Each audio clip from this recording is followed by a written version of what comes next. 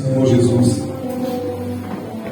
Amados, eu estava meditando hoje à tarde, pedindo orientação ao Senhor, e o Senhor ministrou em meu coração esta palavra. Esta palavra já foi uma palavra que eu ministrei na minha congregação, lá na igreja onde nós congregamos, e o Senhor trouxe ao meu coração novamente esta palavra.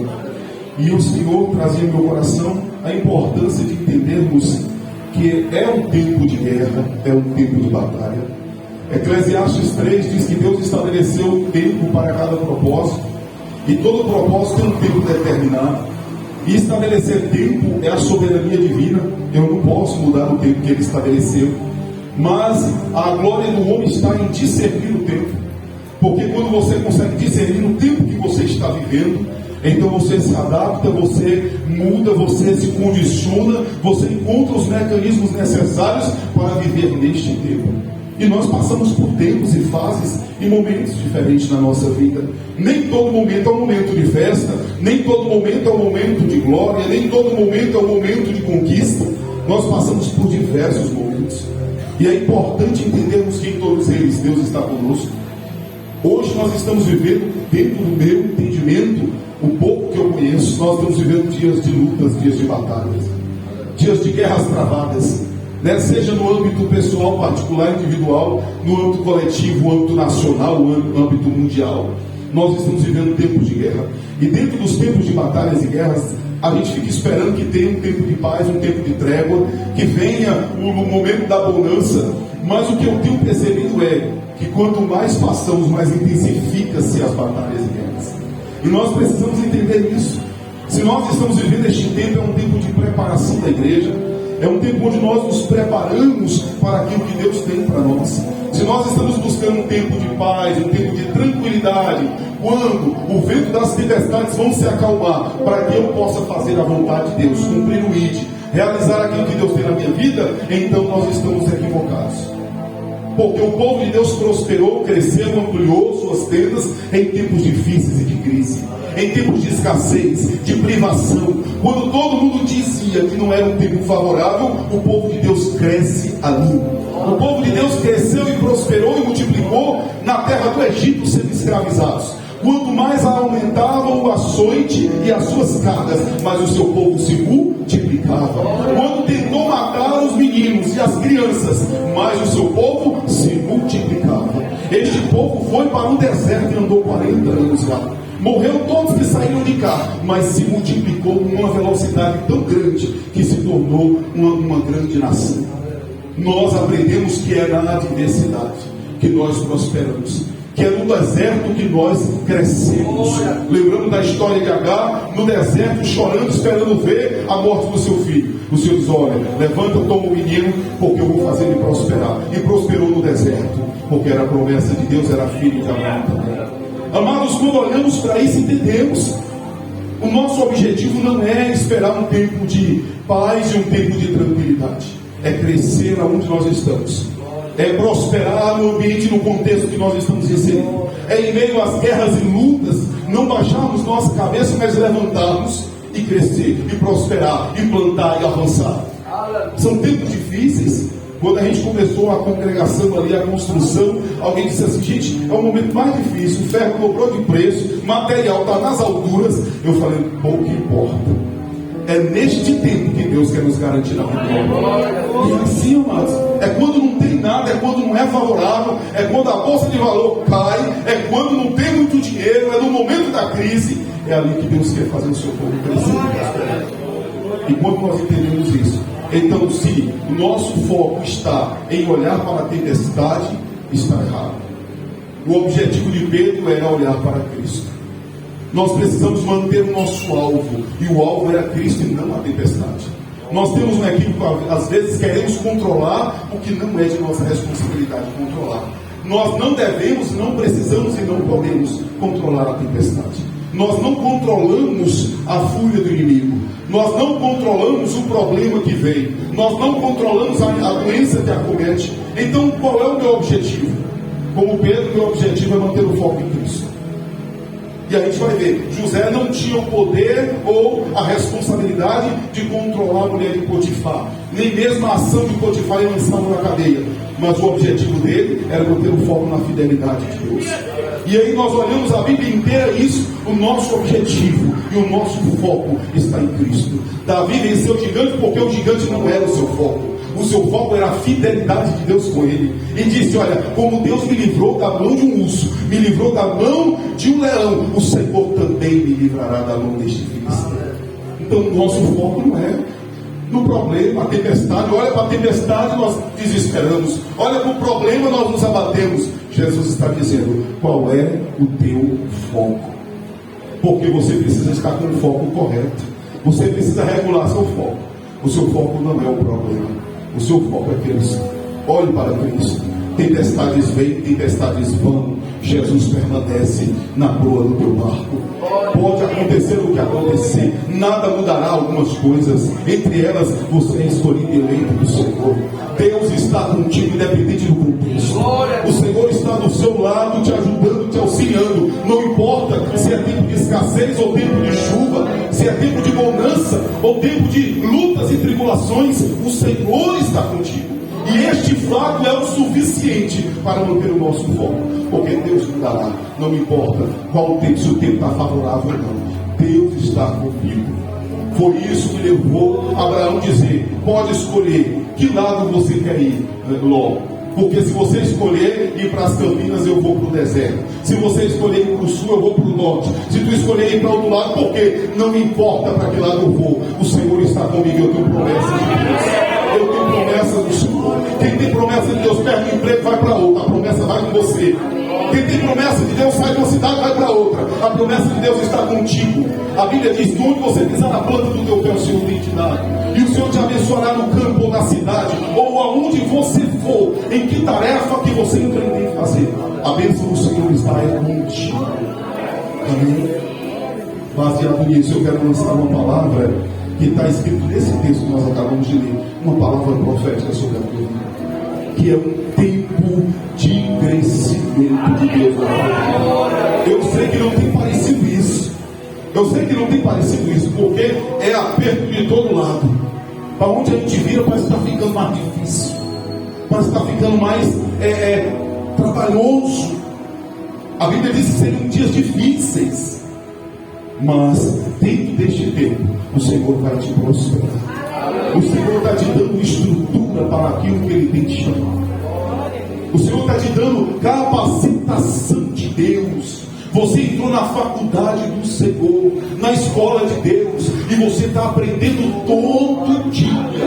Você aprende com um colega difícil de lidar, você aprende com um chefe difícil de lidar, você aprende com a injustiça que ocorre no ambiente onde você trabalha, você aprende quando você vê que quem nada faz parece que é o promovido e você está ficando esquecido, mas o Senhor não esqueceu os seus. É faculdade de Deus. Deus está trabalhando na sua vida. Deus tem algo grande para a sua vida. Esse texto que nós acabamos de ler, amado, ele nos fala algo tremendo e algo lindo, dizendo: amplia o lugar da sua tenda, amplia o seu território, amplia o seu campo de ação. Israel recebeu por Deus um território que foi determinado, dizendo: olha, desde as planícies, desde o leste, o oeste, e vai escalando todo o território que era de Israel, no livro de Josué. E quando chega um ponto, Israel conquista o território prometido. Só que você acredita, Israel nunca chegou aos termos delegados por Deus. Os termos eram muito maiores do que Israel conseguiu conquistar. Israel ficou limitado a sua condição de avanço. Deus disse: olha, darei para vocês toda esta região.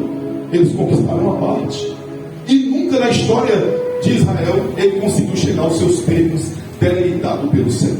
O que é isso? O que Deus tem para você é tão maior do que você imagina, que às vezes a sua visão, a minha visão é tão limitada que a gente só consegue atingir até ali. A gente só alcança até aquele ponto, porque a gente olha pelo aquilo que a gente só enxerga aquilo que está diante de nós. E a Bíblia nos chama a viver dentro da dimensão do Espírito, porque no Espírito não há limite. O Senhor tem promessas tremendas para a nossa vida, mas a gente só alcançará à medida da nossa visão, à medida da nossa disposição de avanço, à medida da nossa disposição de pisar a planta do nosso pé, dizendo: este lugar é meu. Não é disputa por ninguém, não é concorrência para ser melhor do que ninguém. Talvez, se for concorrência, será concorrência com você mesmo, para que você hoje seja melhor do que você foi ontem. Mas é o avanço para conquistar aquilo que Deus tem para você. E você precisa ter isso em mente e saber que o que Deus tem para você não é pouco, nem é pequeno. É muito amplo, é tremendo e vai além do que você enxergou. A Bíblia chega a dar uma noção para a gente, dizendo: aquilo que os olhos não viram, ouvidos não ouviram e jamais desceu o entendimento humano, são as coisas que Deus tem preparado para os seus. Mas nós precisamos nos levantar e nos dispor a conquistar, a ampliar a nossa visão. Um homem será tão grande quanto a sua visão. Quando alguém tem visão, e eu não estou falando do tom de visões, eu estou falando de visão, visão de propósito, visão do que Deus tem. Quando você é um visionário de Deus, você vai muito além. Tem a historinha da corridinha das formigas, né? E as formigas correndo e uns gritavam de cá: você não vai conseguir, você não vai conseguir. As formigas caindo. E teve uma que foi até o final: você não vai conseguir, você não vai conseguir. E a formiga chegou até o final. E aí foram entrevistar, ela ganhou. Por que você conseguiu? Tanta gente dizendo que você não conseguia, todo mundo caiu.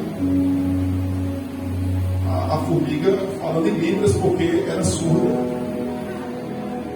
E às vezes é isso. É sobre isso. É sobre não ouvir quem não ouviu Deus ao seu respeito. Você ouviu o que Deus tem para você? Você já mergulhou nas profundezas do Espírito para entender o que Deus tem para a sua vida? Porque eu não digo para você que você foi tirado do mundo para coisas qualquer. Deus te chamou para coisas grandiosas. Deus pega um anonimato, Deus pega quem não tinha nome. Deus pegou um vaqueiro que até aquele momento era apenas o filho de alguém que tomava conta dos animais do seu pai. O profeta Elias passa a jogar a capa. O vaqueiro Eliseu pega a capa, mata os bois, faz um churrasco, come e segue o profeta. E se torna um dos maiores profetas de Israel. E ainda diz assim: eu quero porção dobrada. E recebeu, bate com a capa do rio Wilscar. E mesmo sendo Elias um grande profeta, não fez metade dos sinais que Eliseu fez. Sabe o que é isso? Quando você esquece de onde você veio, no sentido de buscar referência, mas eu não vou crescer porque minha família não tem doutor, minha família não tem médico, minha família não tem advogado, minha família não tem isso. Pouco importa o que não tem na sua família, o que importa é o que Deus tem contigo hoje. E você vai alcançar até onde a sua visão alcançar. Amplia a sua vida, amplia o lugar da sua habitação. Creia que o que Deus tem para a sua família, para a sua casa, é muito maior. Que o que Deus tem para você é muito maior do que você tem conquistado até hoje. E está Deus de mãos estendidas dizendo: por que você não recebe o presente que eu estou lhe dando? Por que você não toma posse? Você facilmente ouve uma palavra negativa ao teu respeito, se abate, baixa a cabeça, mesmo ela não sendo verdade. Por que é tão difícil receber minhas promessas ao teu respeito? Porque é tão difícil você entender que mesmo na sua família não tendo ninguém assim, eu te colocarei entre os grandes deste mundo, e eu te mostrarei a minha glória. Precisamos ouvir a Deus. A palavra diz para ampliarmos a nossa tenda, o lugar da nossa tenda, para darmos dimensão para aquilo que Deus tem conosco. O lugar da tenda é o terreno onde nós vamos construir, e nós precisamos ampliar, esticar e estender. É nossa responsabilidade buscar por aquilo que Deus tem para nós. Paulo diz para Timóteo: Timóteo, eu te exorto, eu te incentivo, eu te motivo a combateres pelas profecias que acerca de ti foram declaradas. Lute por aquilo que Deus falou que vai fazer na sua vida. Trabalhe para isso. Invista nisso. Não espere como algo automático. Vai ligar um botão e da noite para o dia Deus vai me fazer isso. Entenda a forma como Deus vai agir contigo. Entenda que você está numa escola e na escola você só será promovido para a série posterior, quando já estiver apto demais para a série que está. Então você precisa deixar Deus conduzir essa ampliação da sua terra, do seu território. O milagre da multiplicação do azeite, eu não sei se você lembra como foi que aconteceu. Ninguém viu. Ninguém viu que hora que o azeite foi multiplicado, é um mistério. Na botija não foi. Na botija da viúva só tinha um pouquinho de azeite, foi um pouquinho de azeite que tinha, a botija era limitada, se multiplica, estourava, vazava, perdia. O mistério aconteceu quando jorrava o azeite na vasilha. Jorrava, o azeite de cá não acabava, mas o de lá enchia. Ia derramando azeite. E quando é que parou o milagre? O milagre não parou. O que parou foi as vasilhas vazias. Se mais vasilhas vazias tivessem, mais vasilhas teriam sido cheias. Ela pegou o máximo que ela conseguiu, foi entre os vizinhos, amigos, conhecidos, e fez um estoque de vasilhas vazias. Ficou alguma vasilha vazia? Não. Se mais tivessem, mais teriam sido cheias. Não havia um limite, não era o limite da dívida. Tanto é que a quantidade foi tão grande que ela viveu do resto. Aposentadoria. Que coisa tremenda, irmãos. Quem limita o milagre? A quantidade de vasilhas vazias. A quantidade que eu estou disposto a receber. A quantidade que eu tenho fé para alcançar.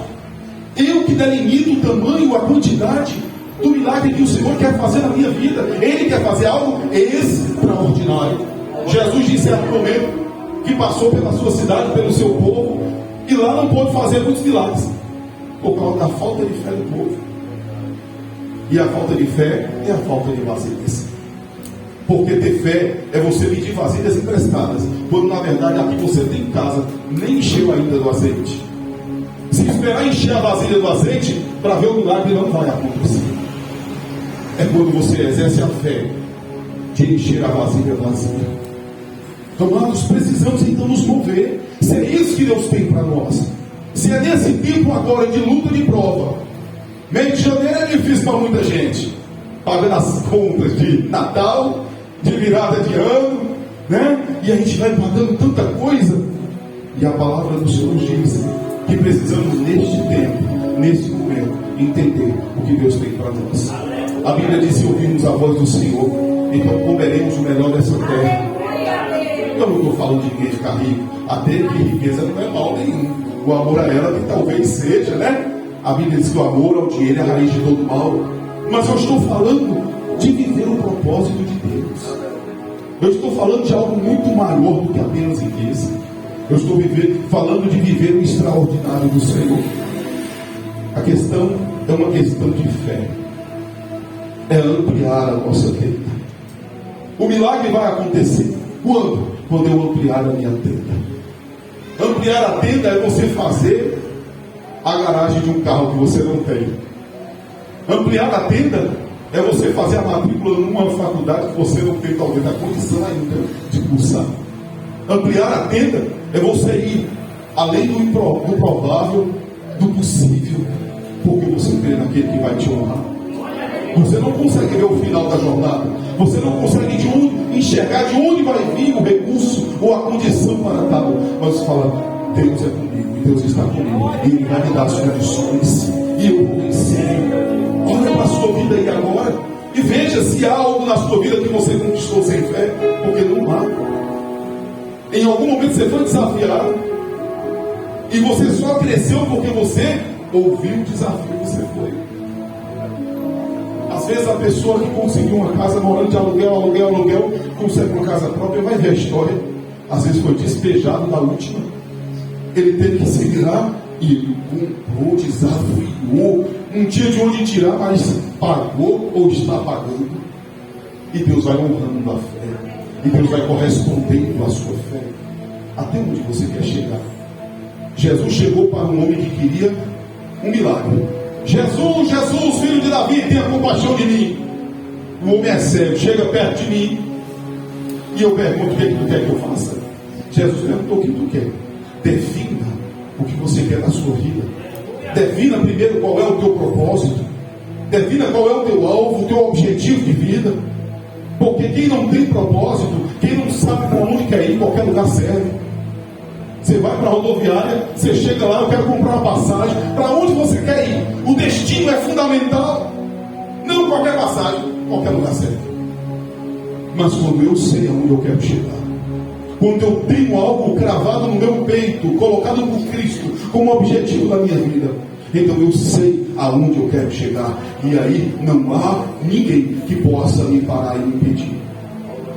A palavra do Senhor diz que no versículo: estenda as tuas cortinas, ou as cortinas da tua habitação se estendam. Amplia a cortina, a tenda, a lona. Eles viviam de tabernáculos, de tendas. E eles: estenda agora. Já ampliou o lugar da tua tenda, agora estica a sua lona, estenda a sua lona, dá cobertura para todo esse território conquistado. E dar cobertura é você dar respaldo, é você cuidar de pessoas, cuidar de gente. Não adianta conquistar muito se não tiver a capacidade de cuidar daquilo que conquistou.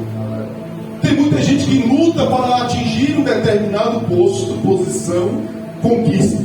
E quando o alcança, não cuida. E tudo aquilo que a gente não cuida, o que acontece? A gente perde. As pessoas que sabem o que é fazer acero, vai para as matas, derrubar as árvores, para limpar, para construir, para fazer, quem sabe, pasto, não sei. Se não cuidar, se não botar um gato ali, se não estiver limpando o tempo todo, a mata toma tudo de novo. Se nós não cuidarmos daquilo que conquistamos, perdemos. E não é Deus que tira da gente, é a gente que perde. Tudo que Deus dá é esse arrependimento, Ele não toma de volta.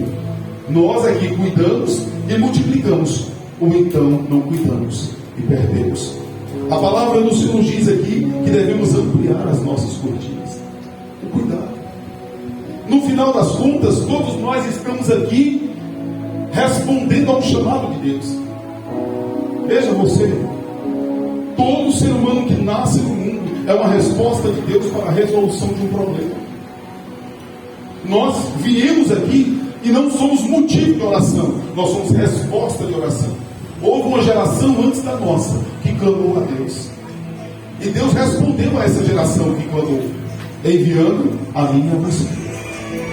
Nós somos resposta de Deus. O povo no Egito clamava a Deus. O que Deus fez? Prepara Moisés e manda. Em toda a época você vai ver isso. O povo sofria, humilhado pelos midianitas. Deus levanta quem? Gideão. E a história vai mostrar isso. Toda vez que alguém está orando, Deus manda uma resposta. E a resposta de Deus é uma pessoa. Você é a resposta de Deus para esse mundo. Aleluia, Jesus. Você é a resposta de Deus à oração e ao clamor de um povo que talvez você conheça ou não, mas que está gemendo lá fora, que está clamando lá fora, está dizendo: quando eu vou ter socorro do Senhor? Você é a resposta de Deus. Aleluia, glória a Deus. Sabe aquelas pessoas que a gente vê até de noticiário e fala: meu Deus, quem cuidará desse povo? Meu Deus, quem Deus vai levantar para cuidar? Gente, quantas crianças sofrendo. Meu Deus, ainda tem gente no Brasil passando fome. Quem Deus vai levantar? E o Senhor de lá diz assim: a quem enviarei e quem há de ir por nós? O silêncio se manteve até que Isaías disse: Senhor, eis-me aqui, envia-me a mim. Você é a resposta de Deus. Sendo resposta de Deus, nós estamos aqui para cuidar de pessoas. Nós cuidamos de pessoas. Você trabalha com o quê? Eu não sei o que vocês fazem no seu trabalho, mas você cuida de pessoas. Se você trabalha na clínica, se você trabalha no comércio, se você trabalha na igreja, se você trabalha no supermercado, eu lhe digo uma coisa: você cuida de pessoas. Porque no final das contas, é sobre nós. Tudo que você faz, você está cuidando de alguém. Eu sou mototáxi, né? Eu sou taxista. E você leva quem? Você leva pessoas. Tudo que você faz é cuidando de pessoas. E o Senhor está dizendo: amplia a sua tenda, amplia. Um bom homem, ele faz um círculo em volta da sua família e protege a sua casa. Um homem melhor, ele faz um círculo maior em volta dos seus amigos, seus familiares, as pessoas que ele tem um círculo de amizade, e protege essas pessoas. Mas uma pessoa que vive o propósito de Deus faz um círculo muito grande, que envolve pessoas que ele não conhece, que ele não tem afinidade, que não faz parte do ciclo da vida dele, mas que ele entende: há um propósito de Deus na minha vida com a vida dessa pessoa. E Deus nos chamou para viver esse propósito maior. Cuidar de alguém não precisa saber ou ter uma ligação com essa pessoa. Estenda a sua visão. Eu estou no meu trabalho, mas eu estou aqui, tem um propósito de Deus. Eu preciso do meu salário, que ninguém trabalha pelo esporte, a não ser os esportistas. Mas eu preciso cuidar de alguém. Deus tem um propósito quando me colocou ali. E não era só o meu salário, porque Deus poderia me colocar em qualquer canto, né? Mas ali há um propósito de Deus. E a gente precisa disso. Eu estava trabalhando ali no local onde eu trabalho, numa empresa aqui da cidade, JBS, e ele trabalhando ali, envolvido com muito trabalho, que lá tem que respirar. Aí alguém tocou no meu ombro e falou para mim assim: eu sei que você é pastor. Ô pastor, só me chama de pastor lá, né? Ô pastor, tem um rapaz ali na recepção, ele está tendo uma crise de ansiedade. A pessoa que falou isso é uma pessoa católica, né? Você está tendo uma crise de ansiedade, eu não sei o que fazer, mas você não pode ir lá não, assim, encostar nele. Ela não soube explicar o que ela queria, né? Encosta nele, eu não sei, ele não fala com ninguém, mas está tendo uma crise, vai lá, faz essas coisas de pastor que você faz. Jesus, ficou estranho, né? Coisa de pastor, o que é isso, pastor? Eu não sei. Aí eu falei assim, levantei, irmão, na luta, na tribulação que eu estava vivendo ali. Eu falei: Jesus, bem de fato que talvez ele e eu está precisando, mas eu vou. Levantei, peguei uma vasilha de água que estava quase cheia. Eu falei: vou terminar de completar, só de desculpa. Cheguei perto do rapaz, está lá tremendo, tendo taquicardia, ofegante e suando. Nunca vi na vida, sentado. Falei: agora ficou difícil para abordar, né? Enchi minha água e olhei pro tempo. Falei assim: e aí, como é que está você? Nem sei quem é o rapaz. Eu estou bem. Eu falei: está bem? Você trabalha onde? Aí falou o setor. Eu falei, comecei a conversar com ele, puxei assunto. Eu falei: e você está sentindo alguma coisa? Aí começou a se abrir. Irmãos, e no final da conversa, ele aceitou a oração ali. E ali é um lugar meio estreito de se orar, né? Você tem que orar com um fechado, outro aberto, ou os dois abertos. E ali eu estou orando, como quem está batendo no Jesus, estou e orei. E depois o rapaz, não para mim, mas para a pessoa que me pediu ajuda, desabafou. E aí você olha essa situação muito caótica, triste. Já estava no quadro de tentativas de suicídio, de se matar. E a gente olha, está em nossa volta. São pessoas que a gente não sabe o nome, parece que não tem rosto, mas passa por nós todos os dias. Quem precisa do nosso socorro? A Bíblia diz para estendermos a nossa tenda. Sabe, naquele dia do temporal e chuva, é você pegar o seu pequeno guarda-chuva e oferecer para alguém. Aceita uma carona. É você esticar a tenda da sua proteção espiritual, do seu cuidado que você recebe de Deus. Sabe, daquele privilégio que a gente tem, eu me sinto privilegiado. Aquele privilégio que temos do Senhor, e esticar este privilégio para alguém que não tem. E às vezes um pouquinho que você faz, uma palavra, você fala: eu não sei falar. Aí você fala 2 palavras para a pessoa, você fala: meu Deus, que palavra que você me trouxe. Então, amados, estica a sua tenda, alcança seu vizinho, que talvez não vai na sua casa, ou talvez não vai nem com a sua cara, mas estica o cuidado. Cuida de alguém que você nem gosta ou que não gosta de você. E aí talvez que nem mereça, porque quem merece, irmãos, às vezes nem carece. E quem carece, às vezes não merece. E o cuidado não é para quem merece, é para quem precisa. E a gente precisa entender isso. Nós cuidamos de quem nós amamos e quem nos ama. E que diferença isso tem com o mundo lá fora? O mundo também cuida dos seus. precisamos então pegar as pessoas ditas inimigos e cuidar.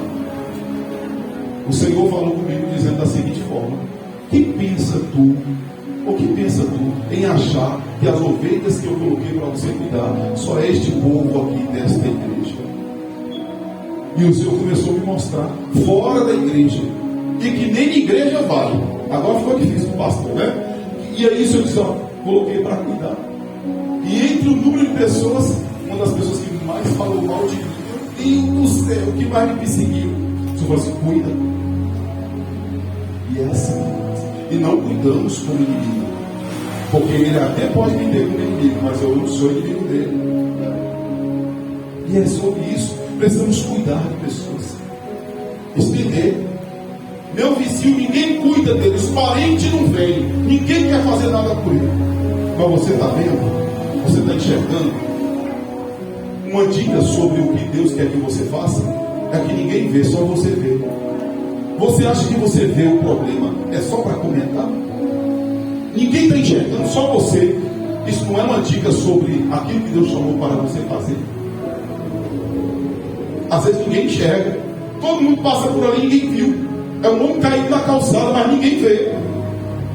Não tem um povo invisível? Assim é. Pessoas invisíveis. Você enxergou? Já é uma dica para você. Você sentiu em você, você se colocou no lugar da pessoa e falou: meu Deus, que situação difícil para fulano. Já é outra dica de que Deus quer que você entre nessa causa. Seja em oração, intercessão, clamor. E se o problema daquela pessoa é 10 reais, é 15 reais, por gentileza, não ore. Ajude com o seu dinheiro. A gente ora por aquilo que não temos condição de fazer. Mas seria demais. A gente consegue fazer a resolução do problema e eu vou pedir a Deus. Né? Jesus, mande alguém que tenha 10 reais para ajudar o irmão aí, irmão. Quando na verdade os 10 reais estão no meu bolso. Não, amados. Nós não somos só os que clamam pelo milagre. Nós somos o instrumento principal do milagre de Deus. Aleluia. Deus quer usar a sua vida para executar o milagre. Ele vai fazer no final de tudo a multiplicação, mas alguém tem que dar os 5 pães e os 2 peixinhos. Alguém tem que falar assim: ó, está aqui, eu oferto. E a oferta acontece aqui, a oferta acontece lá fora, a oferta acontece na vida de fulano, a oferta acontece na vida de outro. E assim nós cultuamos a Deus, e nosso culto não está restrito a esse período que nós estamos aqui. Nós cultuamos a Deus em todo o tempo com aquilo que nós fazemos. E quando fazemos para alguém, é para Deus que estamos fazendo, disse Jesus. Já estou finalizando, irmãos, porque eu converso muito, mas conversar que Deus pode. Não impeças o seu próprio crescimento. Diz a Bíblia que, olha, amplia a sua tenda, que diz o versículo, olha, louvado seja o nome do Senhor, e não o impeças. E não o impeças. Não impeças o teu crescimento. Eu estava num encontro de avivamento espiritual muitos anos atrás, e eu me lembrei, quando eu ministrei essa palavra, eu me lembrei de novo. E lá o pregador falando: olha, quem queria ofertar para o Senhor alguma coisa. Na hora eu falei: ó Senhor, eu quero me ofertar no altar. Olha que brincadeira.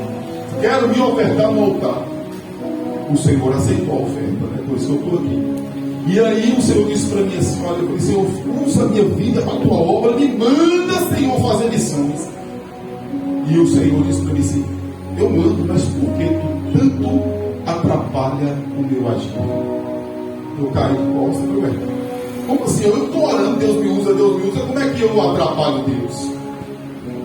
E às vezes nós queremos dar a ajudinha de Sara, às vezes nós queremos dar uma cooperada, às vezes a gente quer dar uma esforçada, mas parece que o nosso esforço é um tiro que sai pela culatra. Porque Deus não quer que você esforce, ou que você faça aquilo que Ele não disse para você fazer. Ele quer que você apenas obedeça.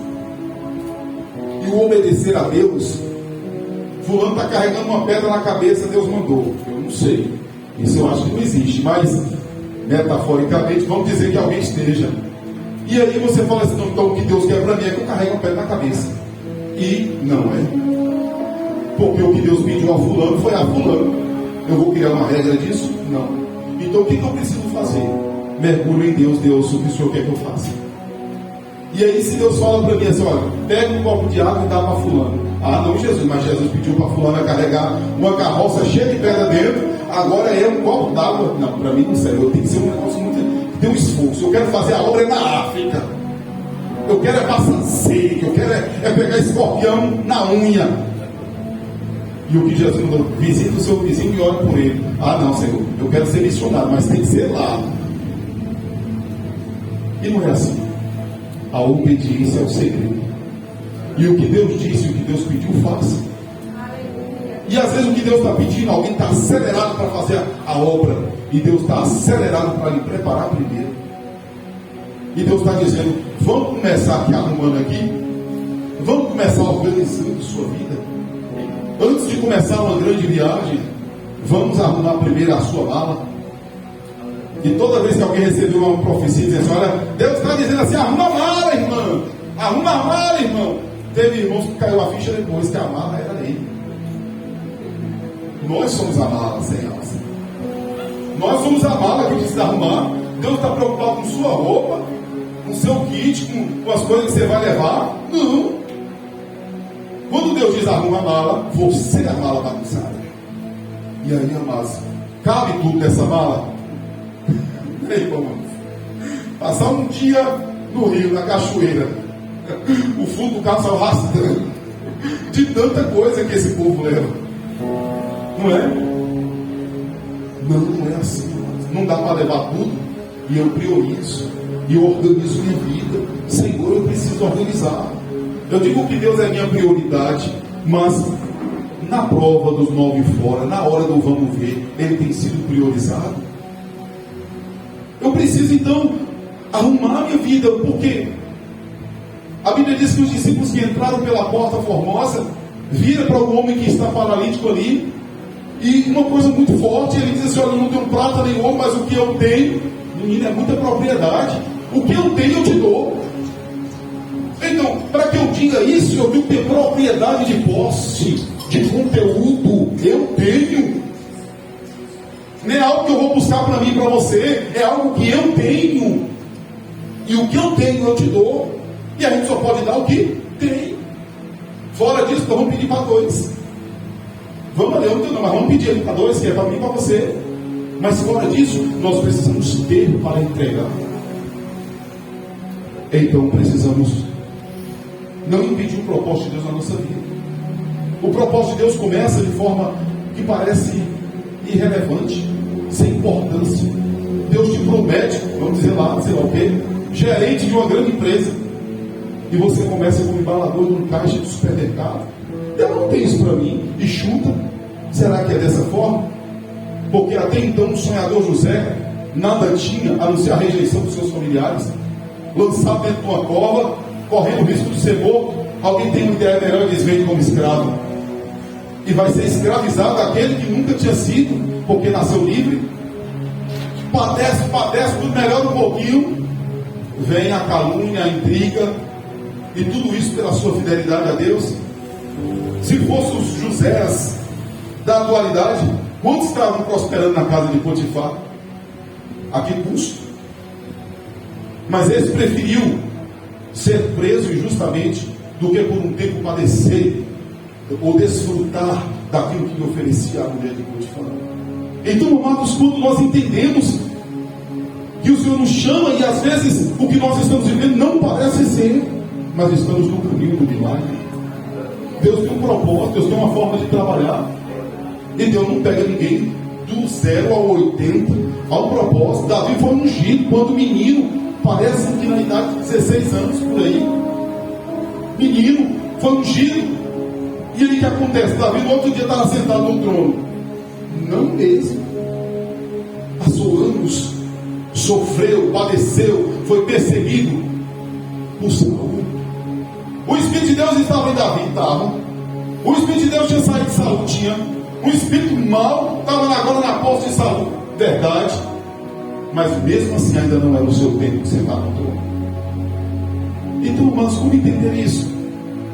Mas o que eu preciso fazer é permitir que o Senhor continue a trabalhar comigo, Deus vai fazer, Deus quer fazer, não impeça o agir de Deus. E como é que eu impeço? Quando eu deixo de receber a oportunidade que o Senhor está me dando. A oportunidade que Deus está me dando é ferramenta de Deus trabalhar comigo. Aí nós criamos aquele mecanismo de autossabotagem. Eu quero, mas no final das contas eu estou me sabotando a mim mesmo. E aí o que acontece? Eu digo, eu não sei falar, não me dê oportunidades. Eu não sei pregar, não me chame para a frente. Eu tenho vergonha, então deixa eu escondido. E a gente vai cortando todas as chances de oportunidades de crescer. Porque você não cresce fazendo o que você já sabe fazer. Você aperfeiçoa.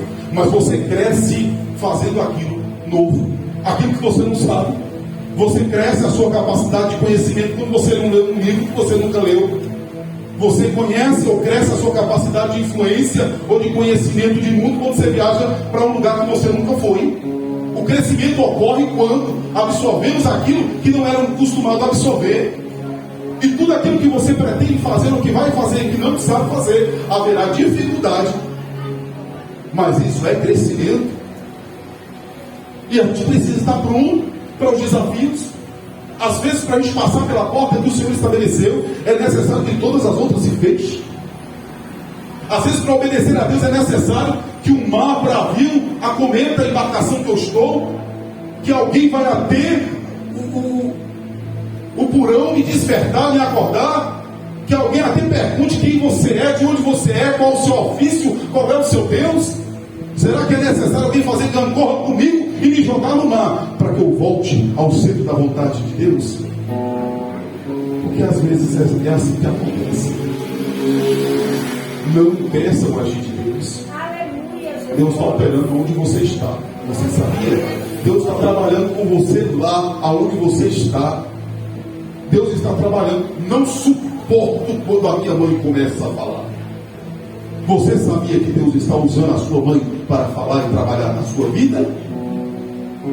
Que é difícil a gente receber a autoridade se a gente não se submeter à autoridade, porque toda autoridade tem uma autoridade maior sobre a autoridade, e que o princípio de autoridade é você ser submisso a que está acima de você. Aleluia. Deus está trabalhando. É difícil. É porque ela não vigia, ela não ora, ela não vai na igreja, mas é sua mãe. Obedeça. Nós precisamos entender, amado, e não cortar o trabalhar de Deus na minha vida. Deixa Deus trabalhar. Muitas vezes, amado, nós rejeitamos essas oportunidades e nós impedimos o processo de crescimento em nossa vida. E o crescimento é difícil. O crescimento é difícil. Parece que não, porque o crescimento físico de tamanho, a gente tira um pouco, cresce dormindo. Que bom se todo crescimento fosse assim. Mas não é. O irmãozinho que entrou na academia, quer ficar grandão, vai ver lá como é que ele tem que puxar ferro. As fibras praticamente, né, estoura ali para inflama todinho, chega duro, para depois começar a ver rendimento. Crescimento, pergunte a o irmão que conseguiu uma graduação, se foi fácil. Chega na reta final, irmão, a gente vai arrastando, o povo puxando, meu Deus, eu não vou aguentar, meu Deus, eu não vou, até consegue chegar lá. Vê uma família bonita, você fala, que família linda. Pergunta a luta do vaso e da vaza. Porque tudo que a gente constrói, crescer, não é fácil. Para baixo todo, diz o povo, que todo santo ajuda. Mas para subir, para crescer, para vencer, não é fácil. Você luta contra a maré, você rema contra a correnteza. Você vence, vai lutando contra a própria gravidade. Então você tem um monte de coisa contra você, mas você precisa entender, eu quero crescer. E Deus usa essas situações que nos incomodam, nos perturba. Tem situação que tira a gente do sério. Já viu aquela pessoa que você vai manso, você vai manter na paz, você vai manter na cordialidade, a palavra que ouviu no domingo, e você vai rompendo, mas chega aquela pessoa que lhe arranca da cruz, que você fala, Jesus, licença aqui um pouquinho, Jesus, olha para lá, porque a vontade que a gente dá, é de fazer uma imposição de mãos. não é? Mas é essas pessoas que estão sendo ferramenta de Deus para trabalhar comigo. É isso aí, Deus está trabalhando comigo. A gente puxa força da sola dos pés para acalmar. Não pede Deus força, pede Deus calma. Pede Deus força, você vai lá. Então, amados, quando a gente olha para isso, é crescimento. Crescer é difícil. E último ponto: alonga as tuas cordas e firma bem as tuas estacas. Mantenha firme aquilo que você já conquistou em Deus. Firma bem as suas estacas, estica bem as suas cordas, reforça a sua tenda, a sua construção em Deus, e mantenha firme. Tudo aquilo que você já venceu, já conquistou, não ceda para o inimigo. Não abra mão, independente da crise que você passe, não abra mão daquilo que você já conquistou. Você vê que nem todo dia a gente está muito bom para ir para o trabalho, mas você fica em casa. Não, você levanta e vai. Isso é compromisso. Nem todo dia a gente está com vontade de orar, mas é todo o tempo que a gente precisa? É. Então isso é compromisso. Tem hora que a gente quer fingir que nem tem fim, nem tem nada para dar conta, né? Mas a gente pode? Não. Isso é compromisso. É isso? Então, quando nós olhamos para isso, nós entendemos que precisamos manter firme o compromisso que firmamos com o Senhor. Aleluia. Conquistou o território da oração? Não ceda para o descanso, para a preguiça, procrastinação, sei lá o que, qual nome que se dá. Continue orando. Conquistou um território de avanço da leitura da palavra? Não ceda. Todo território que a gente cede, o inimigo toma posse de volta. Então mantenha, cresça. Se não pode expandir mais, mantenha o que você já conquistou. Mantenha firme seus princípios e valores. Não abra mão. Estamos vivendo o tempo da relatividade, porque tudo é relativo. É um ponto de vista. As versões da Bíblia está tendo aí. Corta um versículo, corta dois, tira metade, vamos arrumando aqui, maquia dali, ajeita até a Bíblia se enquadrar para cada perfil, cada tipo de pessoa. O Evangelho não é assim. Então, mantenha firme seus princípios, seus valores. Métodos podem mudar e devem com o tempo.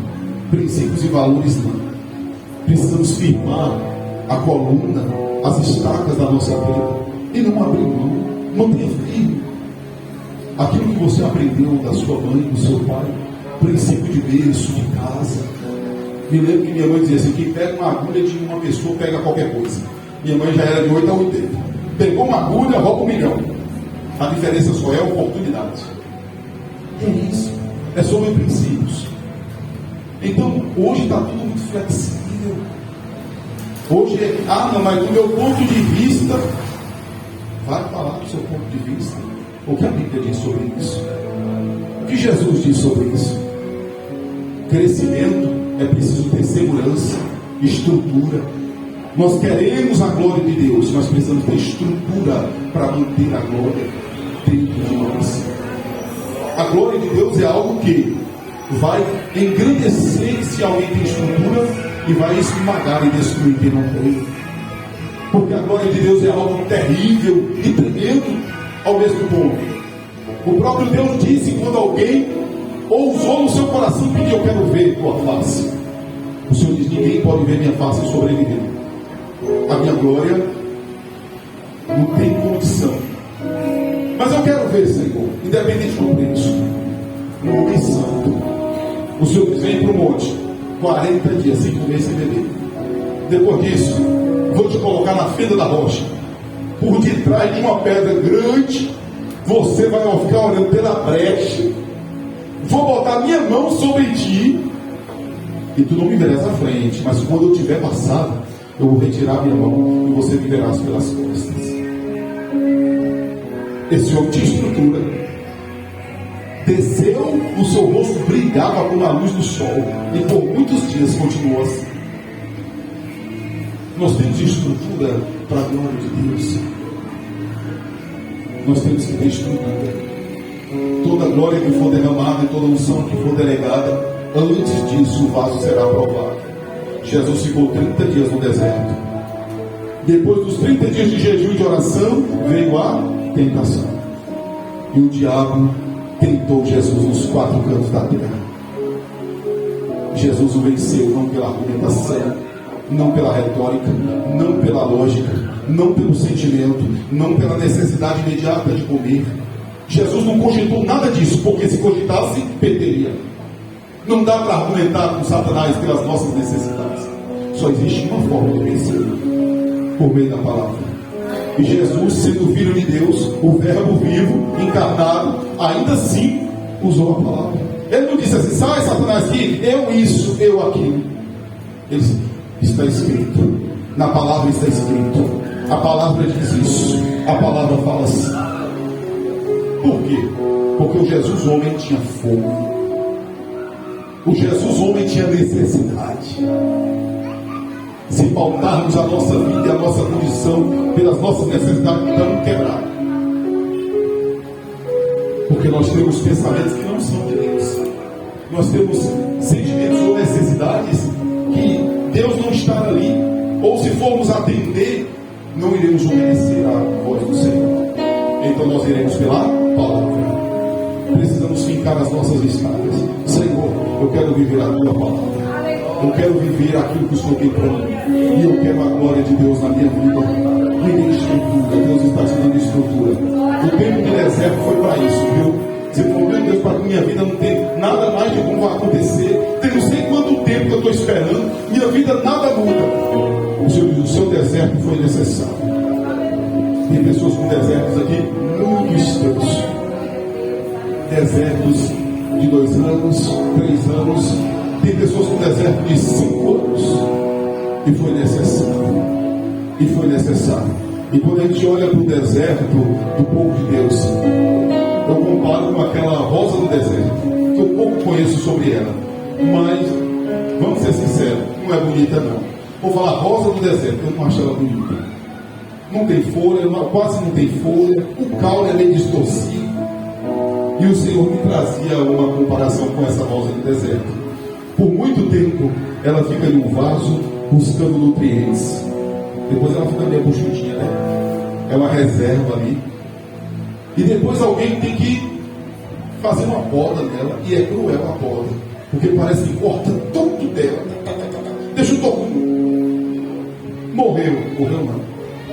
Aí vem depois o tempo de florir.